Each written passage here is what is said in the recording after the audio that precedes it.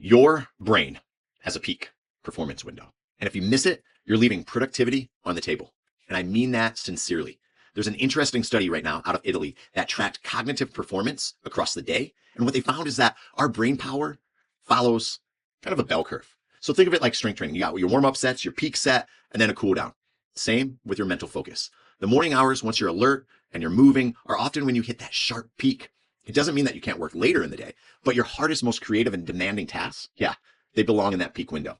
So as a coach, this makes total sense to me. You wouldn't ask an athlete to hit a max squat after a 2.5 hour basketball practice when they're fried. You structure the day so that the heaviest lifts hit when energy is the highest. Your mental work deserves that same respect.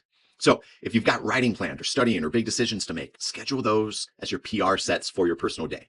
Now, here's where it matters the most for us former athletes. Most of us probably grew up with a rigid schedule, practice, lifts, games, film, etc. And now that schedule and that structure is gone, right? But once that lifestyle ends, right, we have to start filling the day however it flows. And that's the problem. The flow usually means wasted windows. So if you can identify your personal peak and treat it like your practice time, you'll get way more done in those 2 hours than trying to cram it into 6 hours of scattered effort. So instead of beating yourself up, Instagram, Blueprint channel, or YouTube here, right? Instead of beating yourself up for not grinding all day, zoom out and think like a coach for once. Place your high output work in the peak of your bell curve. Save the busy work, the emails, the shallow tasks, the low hanging fruit, those types of things, low demanding effort type things, right? Save that for later in the day, or certainly super early in the morning, just like you're tapering. Just like in training, the timing of your effort actually really matters.